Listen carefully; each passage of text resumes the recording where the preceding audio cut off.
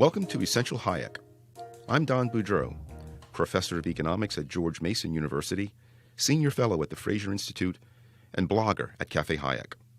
This video is part of the Fraser Institute's initiative to present the key ideas of F.A. Hayek in an easily accessible format. In this video, we explore one of Hayek's most profound pursuits, which is understanding the difference between legislation and law. Hayek differentiated between rules consciously designed and imposed on society by government officials and rules that emerge, undesigned, from social interactions among people over time. He called rules imposed on society by government officials legislation, and he contrasted legislation with those rules that emerge, which he called law. Hayek's concept of law is a lot like what we today refer to as social norms. Let's try to simplify this distinction with an example. This is Julie. Julie is going to the movies. When Julie enters the theater, she finds a seat and puts her coat on it. This small act sends a signal to others that the seat is now taken.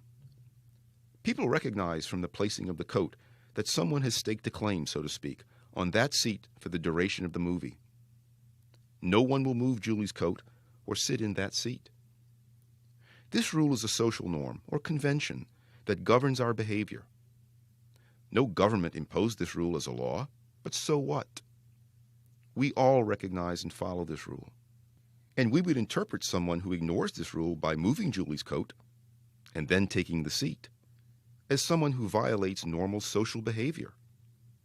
In other words, this social norm constrains the way we act and allows us to interact with one another more effectively. Another example can be seen when Julie goes to get popcorn. There is a line at the concession stand. But rather than push to the front of the line by cutting ahead of everyone, Julie stands at the back and waits her turn. This is a typical social norm that we all naturally follow without thinking, and we expect others to do the same. It does not require government for its enforcement.